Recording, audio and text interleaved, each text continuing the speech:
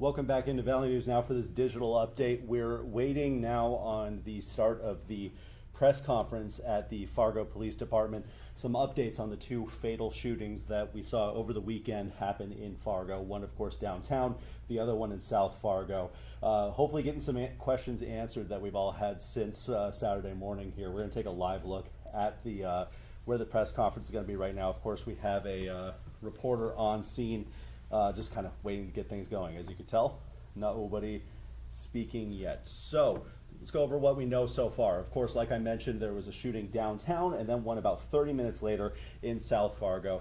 We're going to go over the details of the downtown shooting here.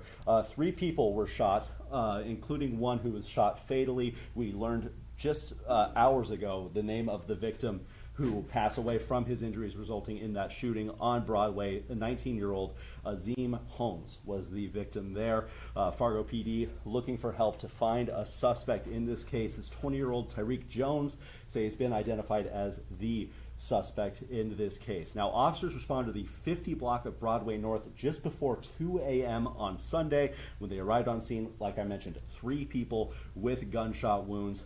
One of them, that was Azim Holmes, was pronounced dead at the scene. Another shooting call came in about 30 minutes later. That was at the 4700 block of 16th Avenue South in Fargo. West Fargo officers responded to that one since Fargo PD was busy with the downtown shooting and everything that was going on there. We haven't gotten a lot of details on that. Still a lot of question marks about that shooting in South Fargo as we kind of keep our eye on what's going on in the Fargo Police Department here. It looks like we might get rolling soon. We'll, of course, take that feed in full when they start talking. We're going to make sure we get as many questions answered as we can. I am going to have our Facebook Live up. I'm going to be monitoring this during the press conference so we can address things when that's over. At this point, the latest update we got is that it's unknown whether or not these two shootings were connected. At this point, no arrests have been made that we know of. The suspect is 20-year-old Tyreek Jones in the downtown shooting, at least. He was named as the suspect in that one. Like I said, hopefully we can get some more details, especially about the South Fargo shooting. That one remains a pretty big mystery at this point. If you're just joining us, we're waiting for the press conference at Fargo PD to start up here. We've been waiting to hear some answers. We've been reaching out throughout the weekend. Of course, a very busy situation there, and so we're getting to the bottom of what's happening here. This will be the largest influx of information that we've gotten about these two separate shooting cases so far. Again, last we heard, it's unknown whether or not these two are related. There were 3 people shot in downtown Fargo, another victim in South Fargo. The victim in that South Fargo shooting who died from his injuries sustained in the shooting, 20-year-old Elijah Hughes. So the victims, like I said, mentioned just before our last digital update here, the victim who passed away in the Broadway shooting, 19-year-old Azim Holmes. In South Fargo is 20-year-old Elijah Hughes. Oh, looks like we're getting to the podium. We're going to take this live. Hello, everyone. Thanks for your attendance today. We wanted to provide some updates. We had a pretty catastrophic day yesterday in a very short amount of period of time, about 30 minutes. We had 2 individuals shot and killed and 2 other individuals shot, one still in critical condition. We want to start by offering condolences to the family of Azim Holmes, a 20-year-old Fargo resident who was killed in a 50 block of Broadway yesterday at about 1:56 a.m. And the family of Elijah Hughes, a 21-year-old Fargo resident who was also shot and killed about 2:26 a.m. yesterday in the 4700 block of 16th Avenue South.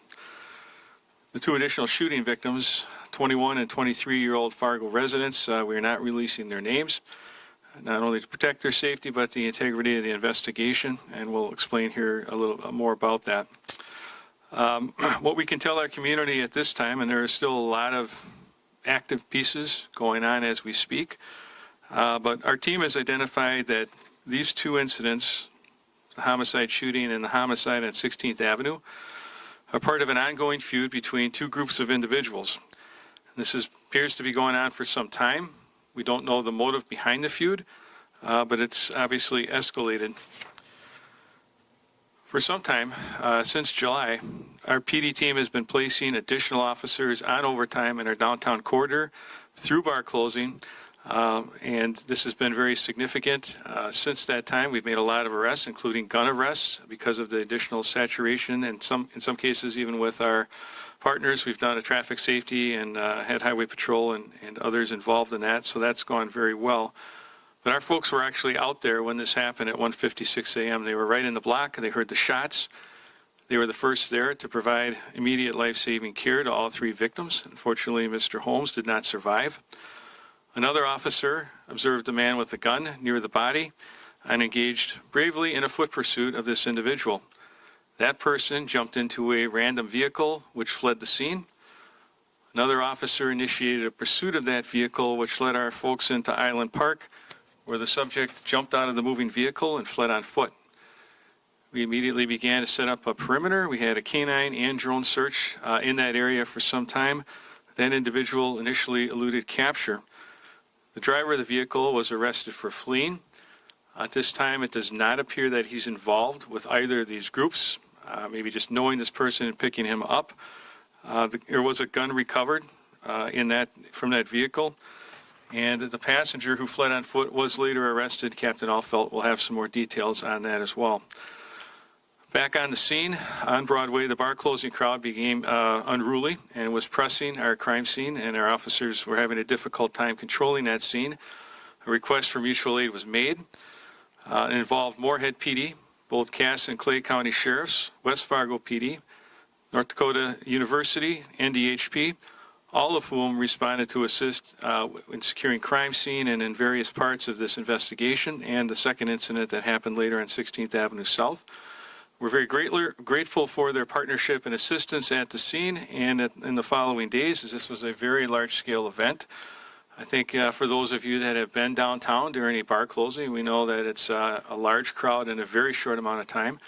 And if there's something else in addition like this that is inflaming tempers or making it more raucous, it becomes a very dangerous situation for everyone. And so we certainly appreciate their assistance and consume the resources of almost all those agencies in that piece. While on the scene, still underway on Broadway, 30 minutes later at 2:26 a.m., a report of shots fired came in the 4700 block of 16th Avenue South. All of our folks were on Broadway with that scene. West Fargo PD responded to that initial call.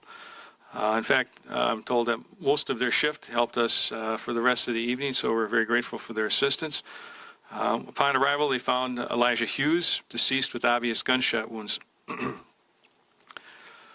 Our patrol officers and investigation division personnel were called in and mobilized throughout these events and have done and continue to do a fantastic and tremendous job investigating these cases. Our intelligence and analysis unit and real-time crime center were also mobilized and began immediately reviewing our technology, which greatly contributed to acquiring evidence and information, helping us and identify those involved or those that may have been at the scene of these incidents. I want to remind you that those folks are actually civilian members of our department, and I just want to reiterate, they also came in the middle of the night on a Sunday, just like our investigators and detectives and our additional patrol people, because our department team, sworn in civilian, is committed to public safety, and I really appreciate their efforts and their continued work ethic. As a result of the investigative efforts thus far, we've identified a suspect in a murder on Broadway, and we are asking for our community's help to locate and arrest this individual. You've received with the press release earlier today a nice photo of Tyreek Jones, who is wanted for murder. There's a Cass County warrant out for him currently. He should be considered armed and dangerous, and we don't want anyone to be approaching him, but if anyone sees him or thinks they see him, we would urge you to call 911 immediately and report your observations and location to dispatch so that we can send units out there and attempt to take this person into custody. We're also in the process of identifying a second suspect who would be involved in the homicide on 16th Avenue South. So in essence, in a very short amount of time, 30 minutes, two groups of violent criminals took 2 lives and injured 2 others. That's a lot in a short amount of time, and especially at the location in which that occurred, really consumed not only Fargo PD resources, but regional resources.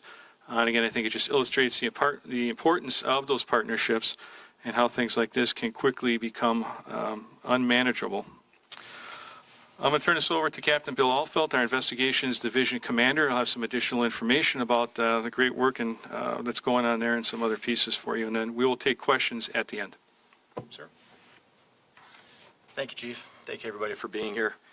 Really what I want to talk about is what's been completed in the last 36 hours, basically, since this has happened. And I want to reiterate the condolences from the police department to the families affected by this tragic incident. I also want to talk about how good of a job, how great of a job our Criminal Investigations Division has done in the last 36 hours. The phone call came out to us roughly around 3 a.m. That morning. In those 36 hours, an arrest has been made from an individual around the scene. A suspect has been identified in one of these homicides. 3 guns have been taken into evidence. A total of 414 and a half total hours has been put into this investigation in the last 36 hours. So we have 37 sworn, 7 civilian individuals in our Criminal Investigations Division, and those individuals in the last 36 hours have put in a 414 hour combined response to this incident, which is just a testament to the dedication, the devotion of those in the Criminal Investigations Division, and in partnership with our other divisions within our agency, which have been a huge help also. I want to give thanks to some of our federal partners, which have been great help in this situation. Our Cass County State's Attorney's Office, which has helped us with arrest warrants and search warrants, and partners within our community, especially in the downtown area, which have been a great help with this investigation. I want to reiterate what the Chief talked about with our Real-Time Crime Center. The Real-Time Crime Center has been a huge piece to identifying evidence, information for these investigations, as they're very much ongoing and will continue to be ongoing into the night, into this evening, until we can follow every lead and every piece of evidence, which will undoubtedly lead us to a conclusion to both of these incidents. Also, our Gun Crime Intelligence Center, we're in partnership with the ATF, with our NIBIN machine, National Integrated Ballistic Information Network. We're able to take gun evidence from these scenes and hopefully tie them to other incidents involved here within the city. So what I really wanted to reiterate today was the great job that has been going on here at the Fargo Police Department for the last 36 hours, and that we can assure you will continue to go on as we continue to further this investigation. Yeah, okay. I'm sorry, Ken. There is an individual who was arrested that the Chief talked about with this fleeing incident from the scene. He was identified with a weapon in that scene. Officers identified him right away going into a vehicle as it fled. That vehicle was pursued for a short period of time. An individual fled from that vehicle. Initially was not caught, but later in the morning was. His name is Kenji Moses, and he was arrested for probation violations and taken to Cass County Jail, where he still is being held. We're working with the Cass County State's Attorney's Office to develop charges further past that probation violation. So I appreciate the reminder on that, Chief. That was the individual who fled from the scene. I think we're happy to take questions. I just want to reiterate before I get to that.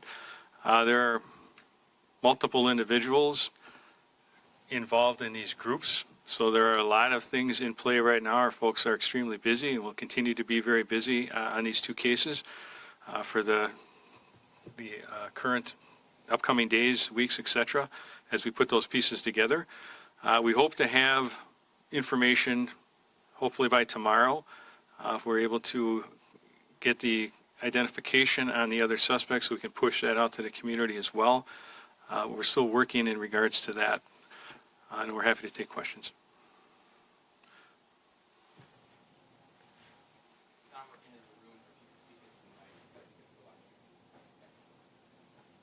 Any idea where this incident kind of started? We understand they were running down Broadway. Kind of, how did this incident happen? And then the other 2 individuals you have not named, were they targeted, or were they just random people leaving the bar who were shot?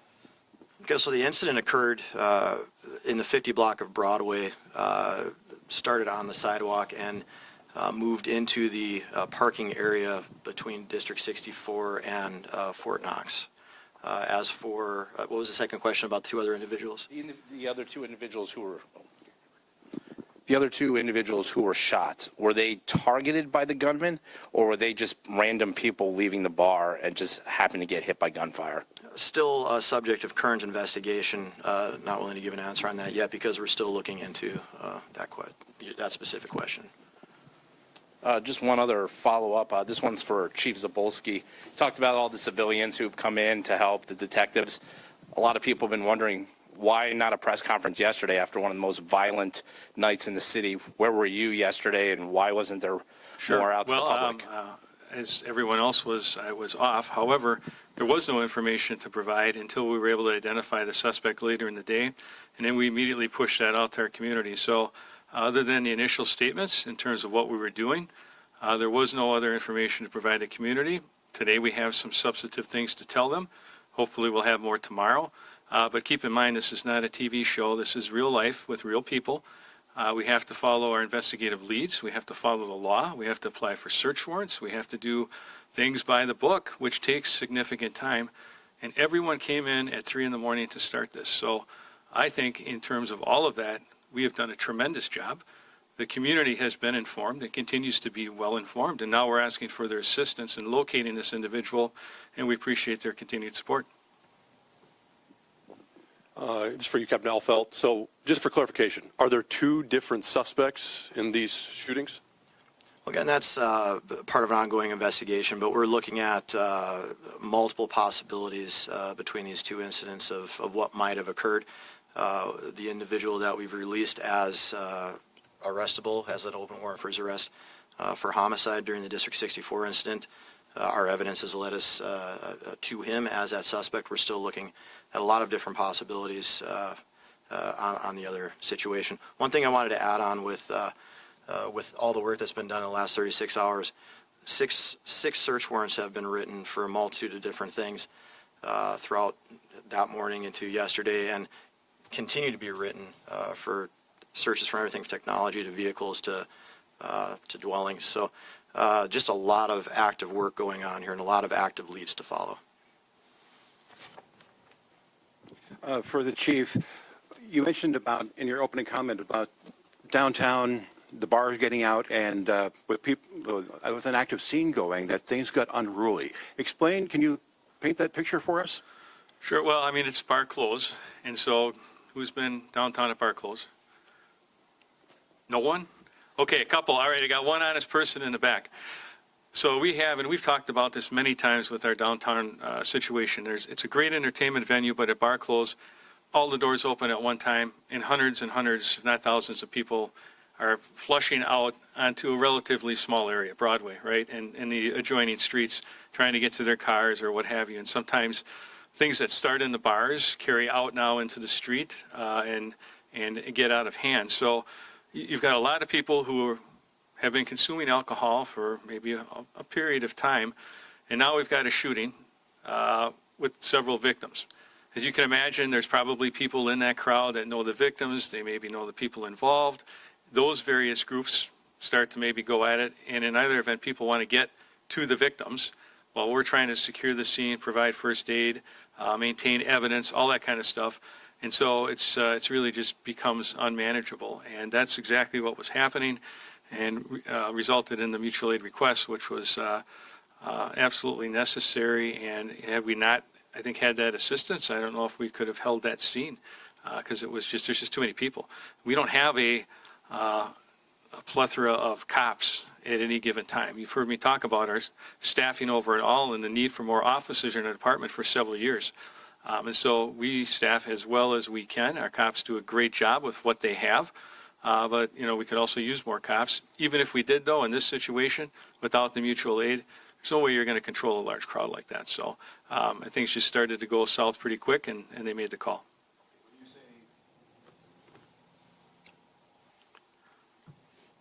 When you say going south, was there a risk of the scene being compromised? Or Yes. being injured? Yes. And one more, a couple of years ago, white splashes on your back.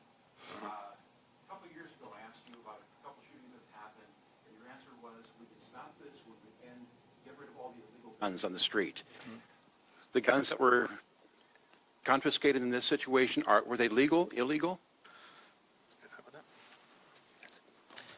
That's still part of the ongoing investigation. When we take these guns into evidence, as I said, we took 3 into evidence. There's a process that we run them through with our Gun Crime Intelligence Center, not only running spent shell casings, but also doing traces of the guns where they might have come from. This happening on a Sunday, that takes it a little bit longer because certain entities that we run that through are closed for that day. So still part of an ongoing investigation, but I can assure you something that we're looking at. And I guess certainly the guy that got arrested with the gun that fled in the car is a felon. So that's an illegal gun that he was in possession of. And I think as the investigation continues to unfold, you will see more illegal gun usage as this comes together. But yes. Chief Captain Bobby Fowler, Valley News Live. I just want to ask quickly, you've been kind of mentioning that groups of individuals involved in these, if they've been known to each other. Was this gang related? And do we know the possible location of, you've identified the suspect, one as Tyreek Jones. Do we know where he is possibly located? And if there's a suspect in the other shooting, how come a name has not been provided yet in that shooting? Sure. If we knew where Tyreek was, he'd be in custody. That's why we're here today asking for the community's help. The other suspect has not been fully corroborated yet, so until we can corroborate through legal means that we have to follow that he is in fact the suspect, we cannot release that information. So as soon as we have that corroborated, just as we do with Tyreek, and as soon as we had it put together last evening, we sent it out to our community because we've got probable cause for his arrest, and early this morning a warrant was issued to support that as well. So that's that process. And I'm sorry, what was the first question?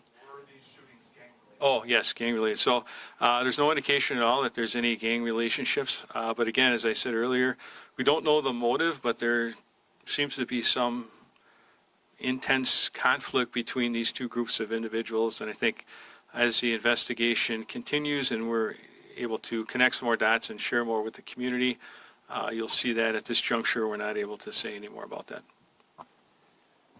Chief Ken Duffy with Flag Family. I had a question about public safety. You know, going back to that other question, it's 36 hours later. You're holding a press conference now.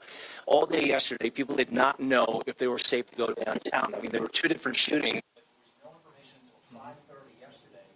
What about reassuring the public that they're safe to go downtown, walk around, and get information out there about the shootings, regardless of what you have? Yeah, I think we did that in our releases. In fact, the mayor did a release as well, and I commented But as well. I think I got to interrupt you. That was at 5:30 in the afternoon.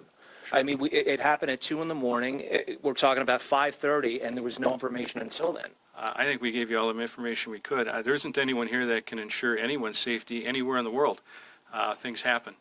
So I don't know exactly what you're looking for, but we've provided as much information as we can, as quickly as we could. And we didn't know, as we were still in the midst of that investigation, what the significance or extent of this is. So there's really nothing more for us to say on that. Well, Chief, if I could just follow up, I'm not necessarily looking for it for me. It's about Sure. the public and their interest in knowing about what's happening concerning their safety downtown. Right. I think the public is interested in identifying and making sure that those involved get arrested. I think I could talk about the safety of downtown, and just as well as I could make that statement, you would likely mock me in the media for saying, well, if it's so safe, why did the shooting happen? So I think we're talking about a no-win situation and a no-win question, so I'll leave it at that. Chief, I think one more. Next if I could. question, please. Karsh. KFG, Earl. Yes.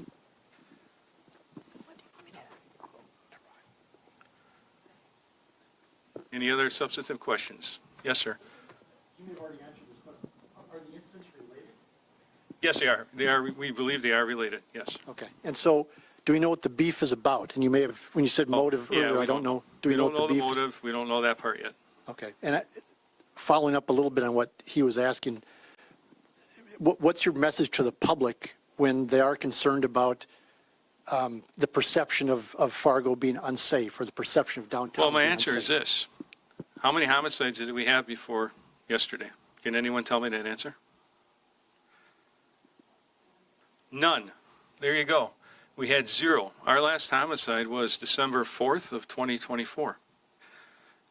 So that's 8 months of no homicides. I never saw a report on that anywhere. But there's still a perception, especially in certain areas of town, that people aren't safe. In fact, how many shootings have we had this year up until Sunday? 1. And that was late July. And then we had the incident yesterday. So for 7 to 8 months, we've had no person shot and we've had no persons murdered. That's extremely safe. But we have a catastrophic event yesterday. And so you can't apply one catastrophic day to an overall safety of a community. This community is extremely safe. For a city this size, extremely safe. But we do have incidents just like every city does. And yesterday was a very bad day in terms of violent crime. What I think the good news on that is we're starting to put those pieces together. We know that it involves two groups of individuals who we will work through to identify. Everyone and anyone that is involved will be arrested and charged as appropriate. We're not going to leave any holes uncovered on any of that. And we'll continue to take a very aggressive approach to the investigation and send it over to the prosecutor for charges. That's the very best that we can do. And in terms of community safety, this is a very safe city, but I know people have a perception that there are other issues. So we've talked about that a lot, even at our crime press conferences. Our crime is down overall. Last year, 6.8%, down slightly the year before. It's down so far this year. So I can give you that all day long, but I can't change your perception unless you're willing to consume the facts and change your cognition of that information, right? So again, it's a question of, we could debate that all day. And so I try to stick with, here's the factual information, here's my opinion in terms of safety, go from there. Yes, sir. Do we, Maybe clarify this, I think that's what the press wants. So if we have an active shooter, if you have an active shooter somewhere, you have people Absolutely, shelter in place. If you're having people shelter in place, then what do you put out? You put out a notice that they can move around. They're never a bridge alert. But if the scene is there and the shooter's gone, basically by 7 o'clock in the morning, the suspects cleared the area. Normally our protocols, we wouldn't put out any notice because of that. It's a cleared zone. So unless there's a quote shelter in place, then you have to wait for then somebody to say, okay, now you don't have to shelter in place. So I don't know what the press is excited about. It was a scene, an action happened, and we're investigating it right now. It's safe to go downtown. Sunday there was activities going on. Everybody was downtown doing stuff. I think what the press has to remember is downtown's a neighborhood. It's a neighborhood. People are going to be up and about. They're going to be walking their dogs in the morning. They're going to be doing stuff. Mr. Mayor, why So- isn't nobody on the scene to tell us that? I'd let Chief answer. We go through the communications team, we put out a statement, and we did that. So, sorry, I can't answer it any better. Yes, sir, Matt? Oh, I'm sorry, Tasha, yes. Sorry, I have just a few questions about the suspect. Have you ruled out the possibility that he could be the suspect in this second homicide? We're not able to comment on that right now. Okay. Are you aware of any connection that the suspect had with Westwood Estates, the apartment complex where the second homicide? No. Okay.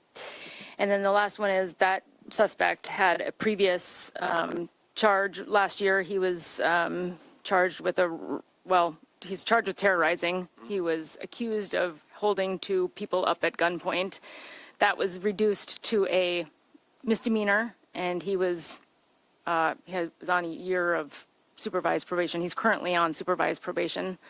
Are you frustrated that with the kind of pleading down that charge happened for that incident? Well, we've had a number of these situations lately. I think we might have discussed that, and that's an issue to address, I guess, either with the prosecutor's office or with the judges, but we have had a lot of instances. Even the guy that got arrested with the gun's a felon, and so I think there is still an issue with accountability in the criminal justice system here in North Dakota. I don't think that some of these violent people are getting sufficient sentences. They're getting out too soon. In some instances, they're dropped in even without supervision. So much larger issue beyond our control, and unfortunately, we're the ones that have to deal with the outcome of those decisions, and our community as well. Okay. Yes, two sir. questions. Last question, Matt. Yeah, I have two questions here. One, you mentioned the number of shootings, number of homicides. However, you classify shots fired as a different category. How many of those have we had? Because some may consider them just as dangerous. Just because they missed doesn't mean they're any less serious. But the Well, they're classification. not always shooting at someone, but yes. So shots fired is shooting at a car, a house, something like that. Those numbers have actually, last year were significantly down, and this year on a similar track. So again, we've had very little gun violence this year compared to other years. Yeah, we're in a good shape there. And the other thing is on those, I don't have the exact number, but it's on our website. You could go there and check. We post them every month. And you'll see, because I was just looking at it the other day, in the shots fired category, we have nearly 50% of those cleared by arrest. So again, a tribute to our technology, the NIBIN system and investigative efforts, because those crimes aren't always cleared because they're often difficult. You know, someone fires off some guns or a gun and there's casings and evidence left, or something is struck. We don't always have witnesses, so those are difficult cases to clear. So from that perspective, I think we're also doing outstanding from a crime clearance perspective. And I guess the other question is kind of, I know we've touched on this a few times now, just, you know, kind of, here we are 36 hours later. I mean, 5 people were shot in Minneapolis. A couple months ago, their police chief's out at 1 a.m., not what the case solved, but just telling the public what's going on behind the scenes, what the department, as a leader of this community, don't you feel the public should see you and hear from you a lot sooner than 36 hours? Not always possible, Matt. Why is that All not right. possible? Because we all have off days, don't we? Or do you think I should work 24/7? I was off yesterday. I came in Well, that's and then coached softball. Congratulations. All right. Any other questions? Thank you, everyone. Have a great day.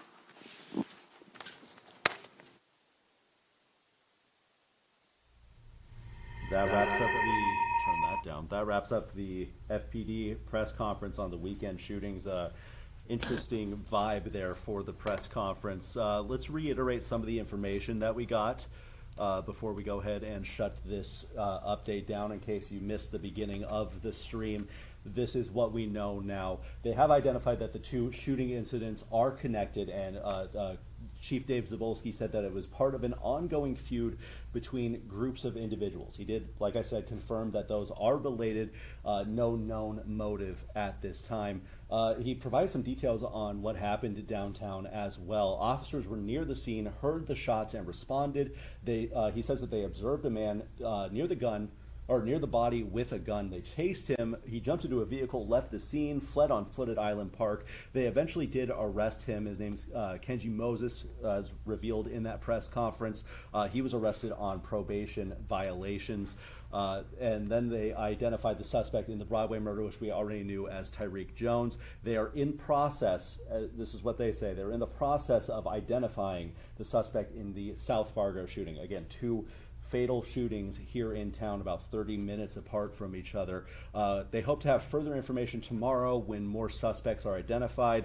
We didn't get an answer on if the specific victims in the downtown shooting were specifically targeted, looking at multiple possibilities between the 2 incidents. Chief Dave Zabolski reiterating that there's no indication that this was gang-related, but he did say at the beginning that they identified the 2 incidents as being connected as part of an ongoing feud between 2 groups of individuals. So that's the latest that we know on this so far, right off the press conference from Fargo Police. We're going to get you updated on every single aspect of these incidents as soon as we get it. Stay tuned to Valley News Live, download the VNL News app, and we'll see you next time.